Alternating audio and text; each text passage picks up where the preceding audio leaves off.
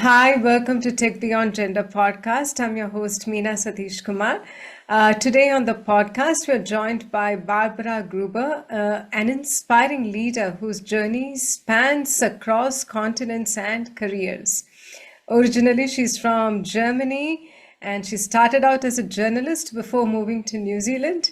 And now she's in the world of technology, overcoming language barriers and embracing a whole new different skill set. She's now an engineering manager at Bank of New Zealand.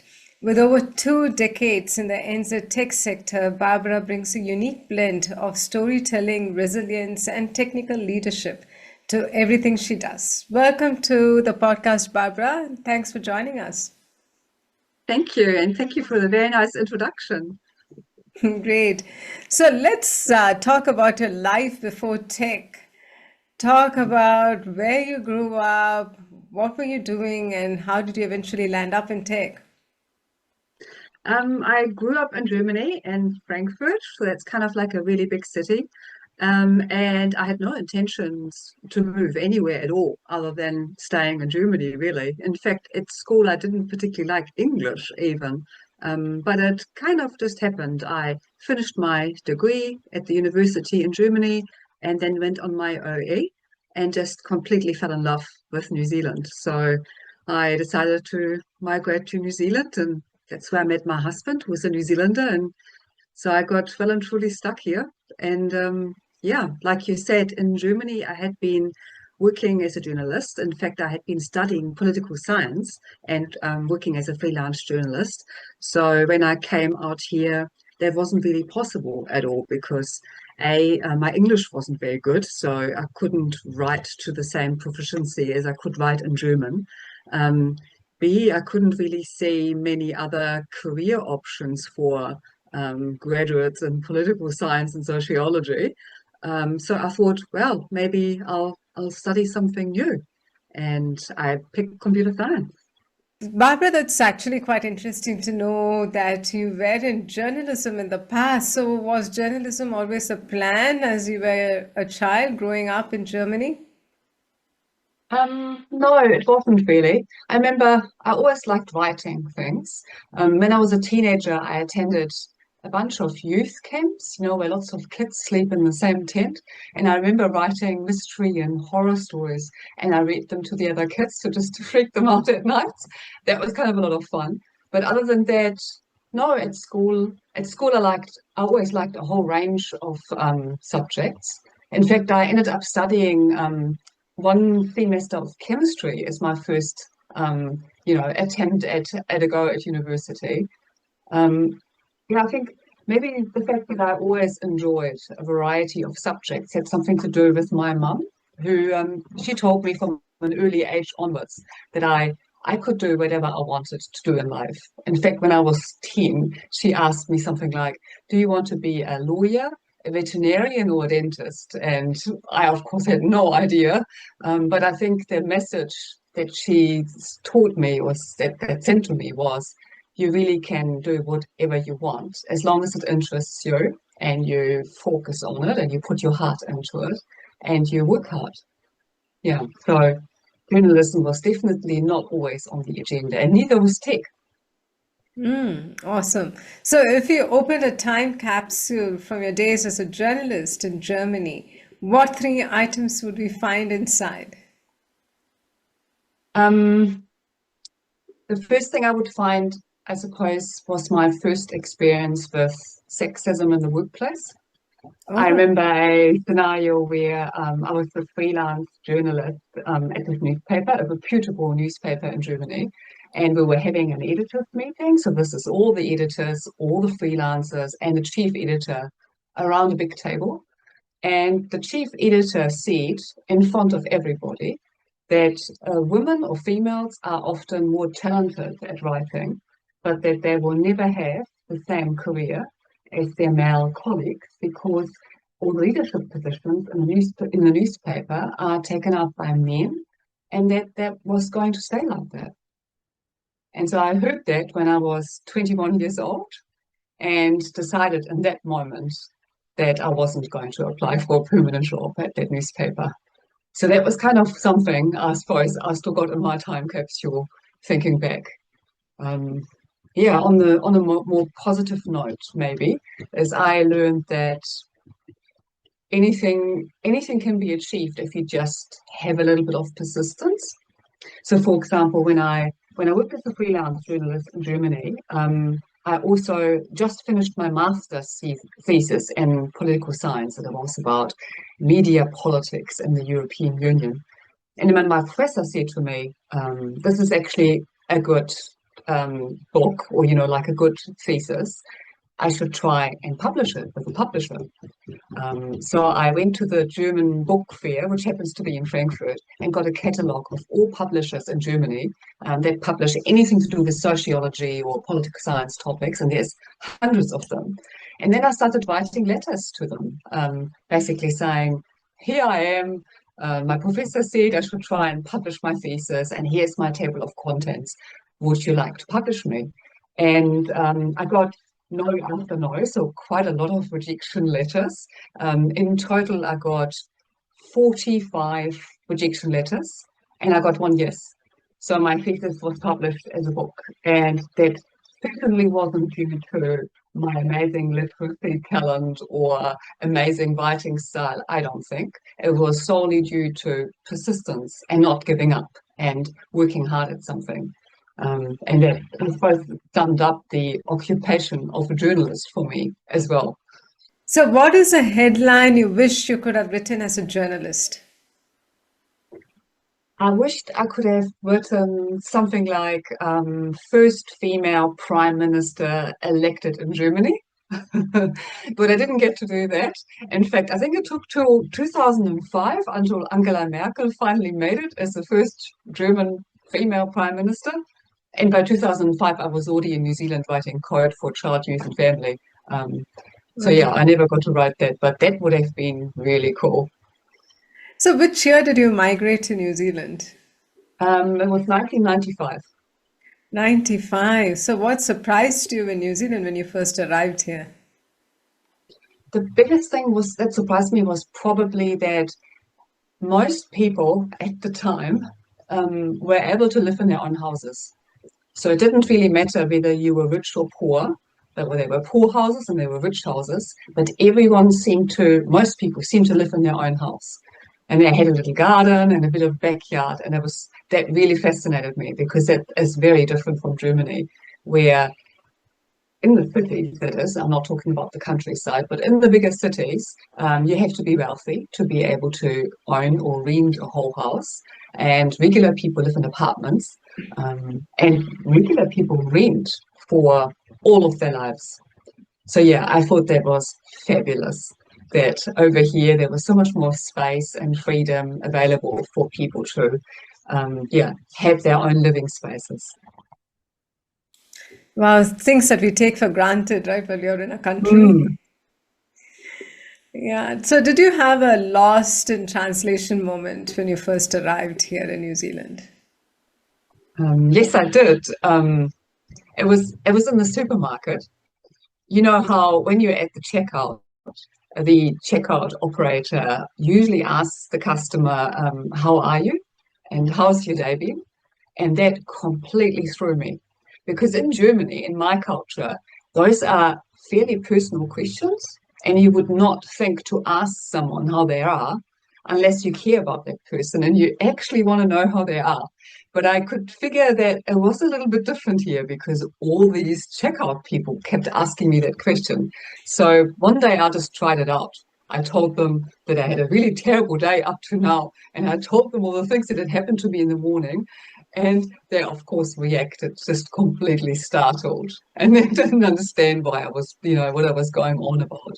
So that's kind of when I realized, okay, here in New Zealand, the question of how are you or how has your day been is nothing but like a really friendly greeting. Yeah, but that I carried that around with me for a really long time. Yeah, that's interesting. At times you just ask. I've seen people who just would ask, "Hi, how are you?" But they don't even stand there to listen to your response. No, they don't want to know. They actually don't Yeah. want to know. It's just a different way of saying hello, a friendly hello. Yeah, yeah. So, what's one Kiwi phrase of food you just can't get your head around, even after all these years? A Kiwi phrase or food? Yeah, Mm. Whitebait. So you know whitebait, the little fish that they yeah. catch and then they fry the whole fish and they eat it. Like they literally eat the whole fish. That is eyes, skin, bones, poos, organs, the whole thing. Yeah, that still grosses me out. Okay. I'm a vegetarian, so everything Yeah, is. me too. But regardless of that, Yeah. eating the whole creature, yeah, that is just a little bit above and beyond for me, for my taste. Yeah. So, how did you choose to go ahead with computer science in New Zealand? Why computer science? Right. So, yeah, as I had already explained, I came here, my English wasn't very good, so I couldn't really write. And then I decided that I wanted to live in New Zealand for a longer time because I just met my partner and maybe even travel and live in other countries, such as Australia over the time. So I wanted to find a job that where I would always be able to find work, some skills that were sought after, so people would pays me with work. So then I got another catalogue. I got the University of Canterbury academic catalogue out and basically flicked through it, trying to decide what I could study. So I contemplated law, but then I thought, well, law is always really country specific. If you go to Australia, the law will be different. So that's no good. I considered mechanical engineering, and then I came across computer science. And as a journalist, you obviously worked with software similar to Word to write your piece. And I'd always been fascinated about Word and the software products like that. And I wondered what actually occurs when you press the button to save or when you change the font. I always wanted to understand what goes on behind the scenes. So I thought maybe computer science. And then I ran that past my partner, and he said, I don't think that you will be able to compete in computer science, Barbara. Computer science is studied by people who are real geeks, like his little brother, who used to apparently assemble a whole PC at age 10, not regular people. And that really, really got my competitive thinking up. And I was thinking, you think I won't be able to compete? I think I'm going to show you that I can compete. So, computer science it was. I felt challenged. Wow, that's a amazing story. But then once you started your education, did you ever think, oh my God, why did I get myself into it? Yes, I did. I did. That was when I studied computer science, a Bachelor of Computer Science at Canterbury University. We used to get these assignments all the time, whereby the lecturer would give you a piece of paper back then, and with an assignment problem on it. And literally every time I've got these assignments, I had not the slightest clue of where to even start solving this problem. It didn't mean anything to me. I didn't know how to solve the assignments. So then, yeah, what I did was basically I tried to figure out what my resources available are. And I remembered that story of persistence, which kind of was a deep learning experience for me. So I found out that there were computer science tutors. So these were students who were in more advanced years than me, and they would supervise the laboratories where all the laptops and all the computers were kept. So they were there 3 times a week for pretty much most of the afternoon and early evening, and they were available for questions. So that's what I did. I went to the lab 3 times a week and I asked them probably around 1,000 questions. And also I chased the lecturers. So the lecturers in Canterbury, they had opening hours pretty much almost every day, where you could go and ask them questions. So I went and I asked them questions about anything I didn't understand or didn't catch. So I had people help me explain things to me, and I basically worked my guts out because I really wanted to be able to compete. So yeah, that's what I did. Just grit, persistence, and the help of a lot of people. Wow. So how many years was this education? It was a 3-year degree. Yeah, a 3-year degree. And where did you land up as your first job?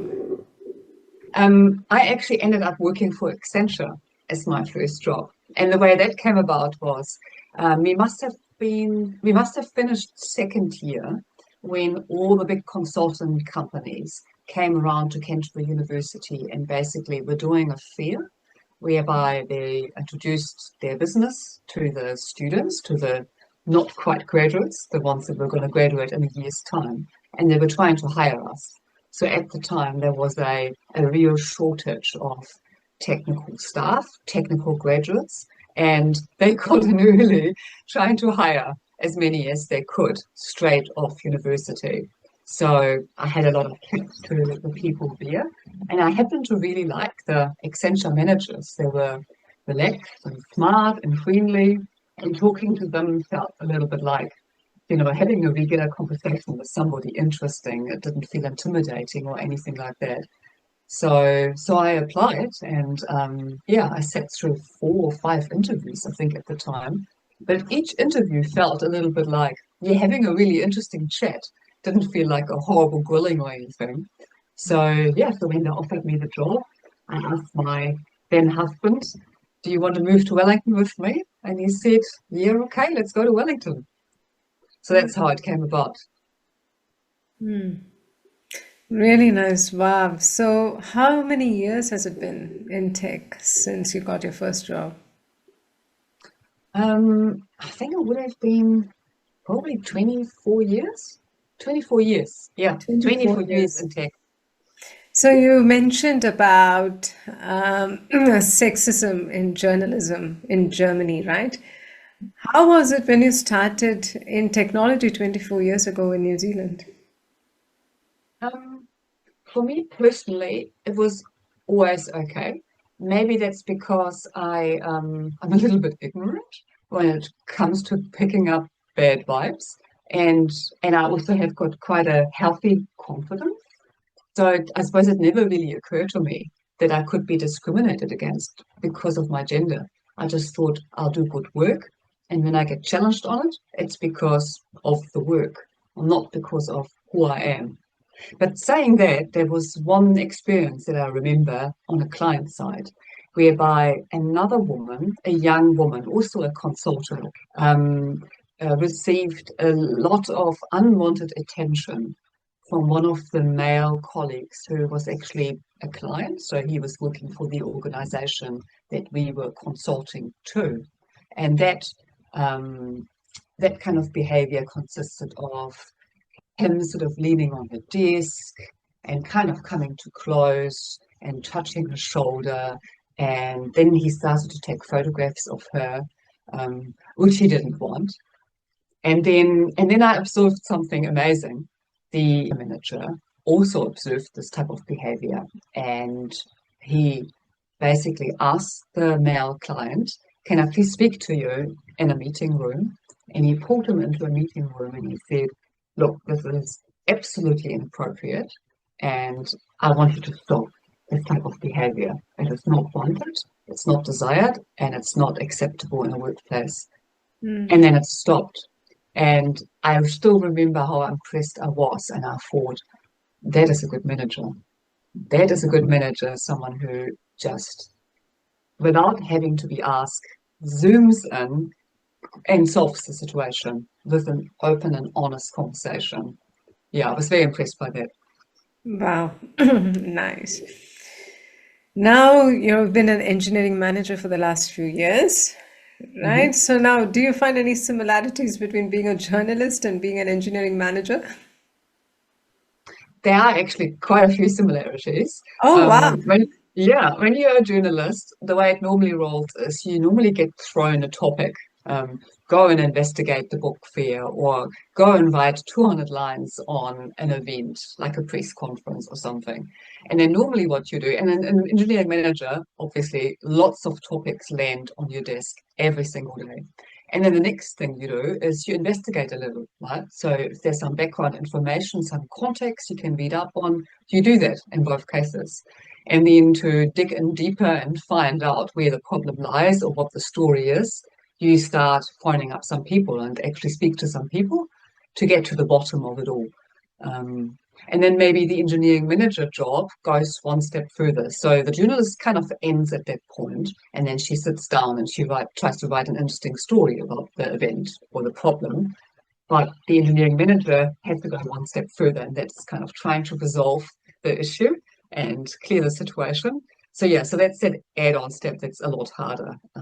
Trying to influence people, trying to get to change their behavior, and yeah, that's a little bit extra. But yeah, the first phases are very similar.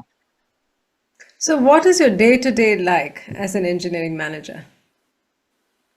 Maybe to answer that best, let me zoom back. The engineering manager role at my current workplace changed quite a few times.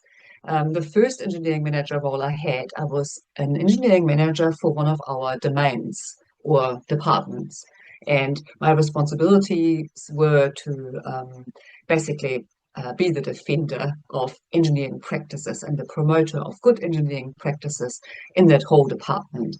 I had four engineering leads report to me, and the engineering leads would work as sort of advisors to two software delivery teams each. So I was sort of like the manager of those people who were managing teams without having direct reports. So the engineering leads didn't have direct reports at the time. Yeah, so it was really, really interesting. And it was like a constant friction between the product or platform staff in that domain wanting to, of course, develop interesting and good software, valuable software features for our customers, while the engineering staff were always focused on how we're delivering the software. You know, are we following good practices? Have we tested everything adequately? Are we using common tools and patterns so that not every team reinvents the wheel every time? And there was this healthy friction. So had to do a lot of negotiations with the product managers and with the product owners and with the teams to sort of raise their awareness and get them to care about things like technical vulnerabilities or, standard delivery pipelines, things like that. And yeah, advertise and promote and basically, try to improve the practices of the delivery teams myself and through the engineering leads. It sounds like a very, very busy job. Yeah, it's a busy job, but it's really fun too. Especially because I had been working as a developer for so many years myself. I feel passionate about software development, so yeah, it was great. I like a really great a group of people to work with as well. And yeah, I am a bit of a negotiator. I quite like negotiation situations and trying to coax people into changing their minds on things. So, what's your go to trick for surviving a day full of negotiations? Day full of negotiations. Well, often that's in meetings, right? So I have a lot of meetings as an engineering manager, sometimes a day full of meetings. I must say I don't really mind meetings. Sometimes I mind it when they are not efficiently organized or efficiently set up. So in that case, I'll try to interfere a little bit in advance. So a good example is a meeting that I've been invited to and I've got no context. So it's somebody I'm not working with regularly. They invite me to a session. I've got no idea what the context is. Sometimes there's no agenda. And then normally what I do is I shoulder tap them on Teams and try to find out this information so that not so much time is wasted when we hit the actual meeting. And hopefully things can be discussed quicker and cut short. Um, Other than that, I suppose I spend a lot of time thinking about, do I really have to go to this meeting? Is this something I can delegate? Is this something that I could maybe clear up with a message or an email? Or is there even some homework that I want to do before I get to the meeting and have the meeting? So can it be postponed in that case? Yeah, so those are kind of my tips. Prioritize, prioritize, prioritize, and try to make sure things are run efficiently. Nice. So, what's one thing your team would say that makes you very German in your leadership style? And one thing that's now very Kiwi. Okay. Um, Very German probably is that I'm usually direct and upfront. I had to learn a lot of diplomacy when I first came to New Zealand because I was told I'm too direct. So I tried to tone it down a lot, but I'm still direct and I don't hide anything. I just say outright how things are. Um, Sometimes people find it a little bit scary, but like I said, I try to tone it down so they don't. But I do think it's essential in a workplace. And I still really like, the type of progressive conflict whereby you disagree with some colleagues. I love that. And it's really hard in New Zealand sometimes because a lot of New Zealanders are a little bit shy to have conflicts or worried to have conflicts. So yeah, so I try to practice that a bit, and people I think will remember me for that as well. But yeah, I just think it's essential to exchange different point of views to arrive at a compromise or a decision or a point of view that a lot of people can share together, not just one person's point of view. So yeah, I would say that's probably typical German. Typical Kiwi, it's a little bit harder. Um, I think Kiwis like to deliver things and like to get things done. There is that term, Kiwi ingenuity. They just like to get things done. And I think that's something I can do. I'm really a very organized person. And a lot of my peers and colleagues get me to organize things because they like that I'm so organized. And I basically come up with a roadmap or a little plan of how to get something done and then just deliver things step by step. So that's probably my most Kiwi trait, trying to get things done in an efficient way and splitting problems up into smaller steps and getting people along. Yeah. Wow. Now, so you transitioned from being a real technical person into like sort of people management sort of Mhm. role, right? Yes. So, how was it for you when you started in that people management role? Did you miss your hands-on technical experience? I missed it terribly. I remember I used to be a developer for, I don't know, probably 15 years. And then I decided to take up the engineering lead role at the BNZ. So with that, I had become a technical advisor. And when I asked my new manager, what to look out for or what the job is, he actually said to me, just make sure you don't write any code. You're not allowed to write any code that's on the critical path. You'd have to do some proof of concepts and investigate some new technologies and do pathfinding type of coding, but nothing for the critical path. And that was really, really hard at first, stepping back from that and leaving that to others and allowing others to do that. Um, Later on, when I became a platform manager and then later on an engineering manager, of course, I had to learn about people leadership. And I found some of it fairly intuitive. I found a lot of the responsibilities that come with people leadership are just about being an empathetic human and tuning into the person that reports to you and learning and finding out what goes on in their lives and seeing the full person, not just the person that walks through the door and comes to work, but all about the person, their family life, their personal problems. All of this often affect work. Yeah, so some of it was quite intuitive. Other things, of course, are quite hard.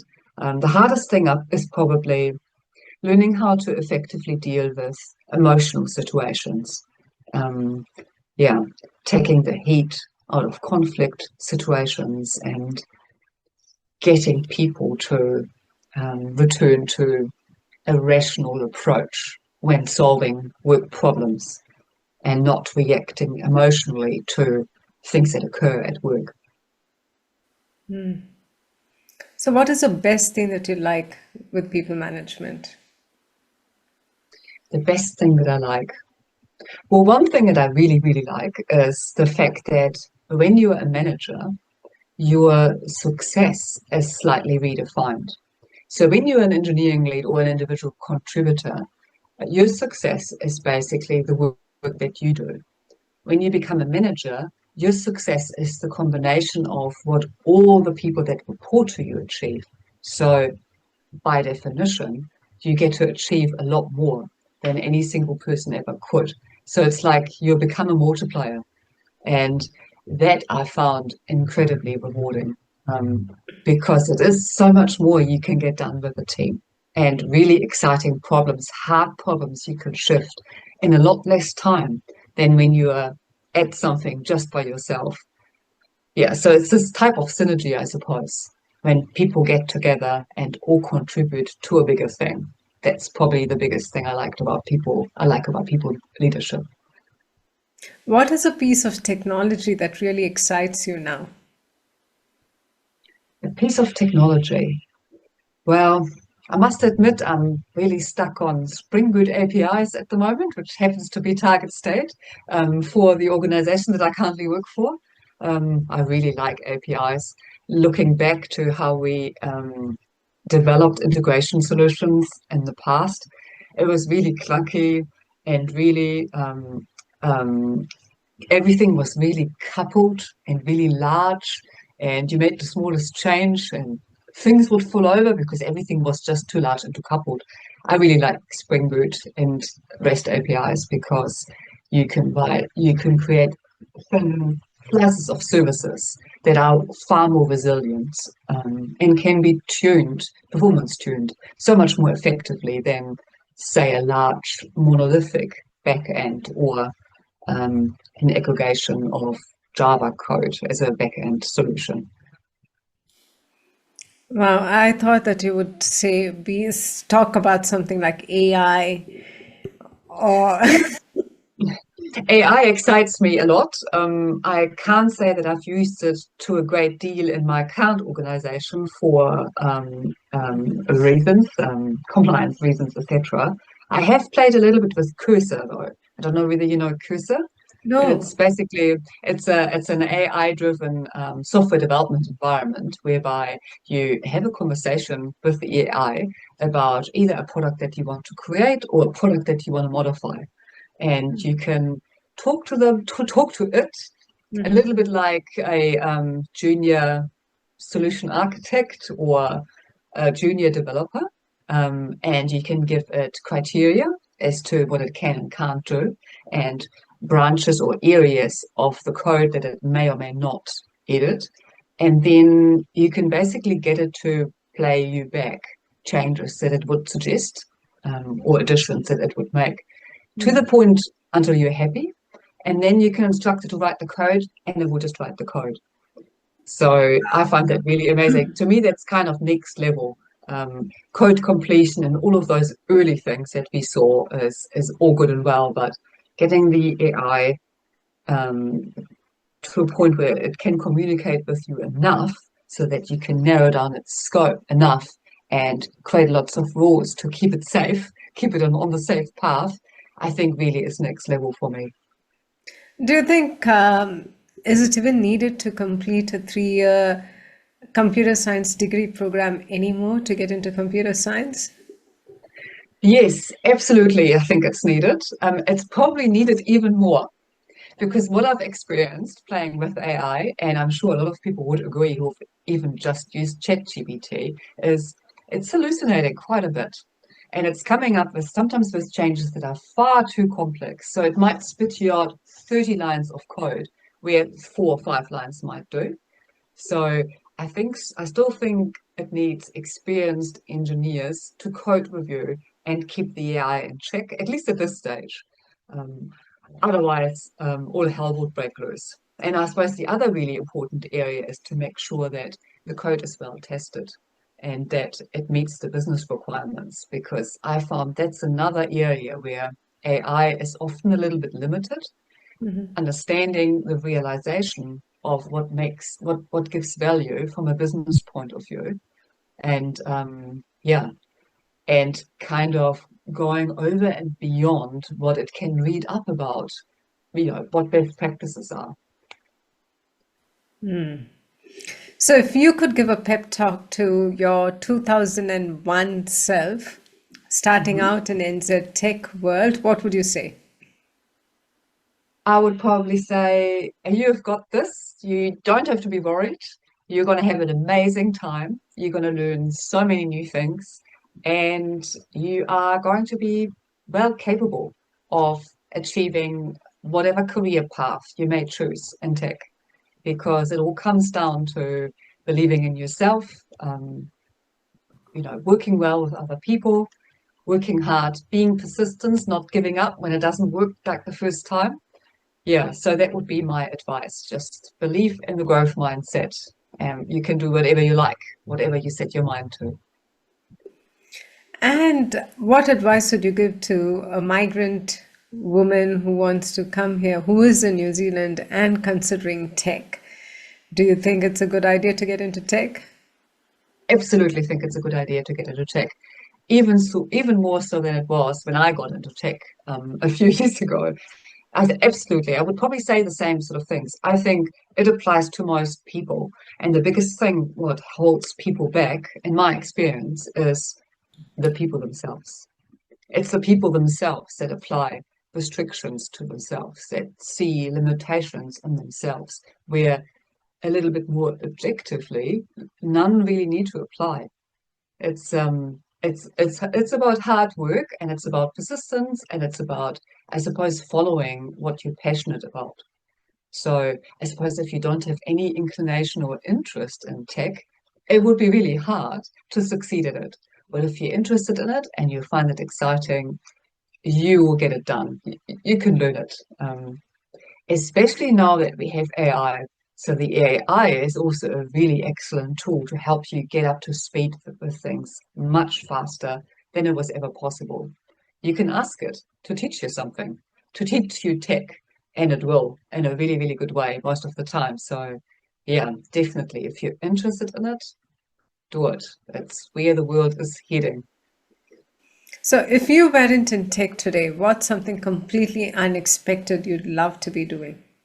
I would I would want to be something like maybe a car mechanic. I always wanted to be a car mechanic, which is kind of a little bit similar, right, to a developer. It's someone who understands how the car works and all the parts of the car and how they work together, and someone who is able to fix it herself and doesn't have to take the car to a garage. So, understanding a complex system like a car and being able to repair it, that would be really awesome. What's a quirky or hidden talent no one would guess you have? Um, Maybe one talent. It's not that hidden though. Like pretty much most people who work with me get to hear about it. But I I got into breeding and training young dressage horses. I'm into horses, so I find the right father and mother, Oh, have a foal created for me. I'll bring up the foal and teach the foal, and then if I'm lucky enough, I end up riding the horse and teaching it the moves of dressage. And I find that really exciting. And it's very much like leading people. There's a lot of parallels between that and leading people. So yeah, that's maybe a little bit unexpected for a tech professional. yeah. So I know you are heading off to Europe soon. So what's coming up for you? I'm going on a long holiday to Europe. Yes, I've planned that a while ago.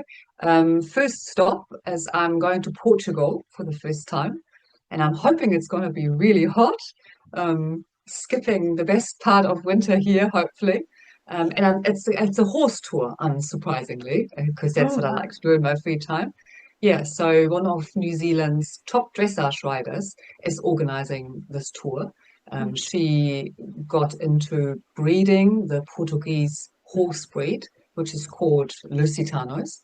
And she's organized this amazing trip to Portugal, which involves visiting a Lusitano festival, which is a sports event, maybe similar to the Horse of the Year in New Zealand, just that it's Portuguese type of equestrian sports that will be shown and Lusitano horses. We're also doing a stud visit where we get to hopefully see some foals and learn about breeding in Portugal and yeah, other things like a walking tour through Lisbon and visiting some horse-related museums, that kind of thing. Yeah, so that's kind of the part that I'm look most forward to, because it's going to be new and different. Yeah. And you're into a new role as well, I hear. You're moving on from your current Yes, organization. yes, I am. Yeah, I am going to join a small product company here in Wellington, Mm-hmm. as their principal engineer. And unlike my current organization, that's not just a hands-on role. It's 50% strategic work and 50% working with their team delivery teams that they've got on board now, to figure out problems and helping my manager come up with a technical roadmap of where to in the future. So yeah, so sounded to me like an ideal combination about the two things that I'm most passionate about in my current role, which are strategic direction and focus to the future, as well as working with software engineers. So a lot of technical people like myself, and maybe yourself, we start off as engineers, right? And then at some point in our career, we may or we may not become managers. And then we're focused on the people leadership side of things, first and foremost, right? And then a lot of people like myself go backwards and forwards a bit. They are a manager and they're learning how to be a manager, and they're not quite certain whether they want to be a manager forever and kind of move up that type of career ladder, or whether they should return to maybe a more technically focused leadership role like I'm about to. And that is actually a thing. Like that's called the engineer manager pendulum. And there's a whole lot of people out there that go between those two roles. They find themselves in a manager role. They learn how to be a manager, which is completely different from being a technical expert. And then after a while, they think, right, I've done that now. I really miss tech. So then they convert themselves into maybe more of a technical leader, and they do some hands-on work again. And then after a while, the pendulum swings back, and they go, right, I've learned a whole lot more tech now. I'm up to date again. How about I really lean into leading people? So yeah, so that is something I've been thinking about my whole career since I stopped being a developer. What is the right career for me? Should I be a manager? Should I be a technical person? And there's a whole lot of people out there who are experiencing the same. Thank you so much for your time, Barbara. It was just so awesome to hear your story about your journey from being a migrant journalist to now a tech expert. Thank you, Mina.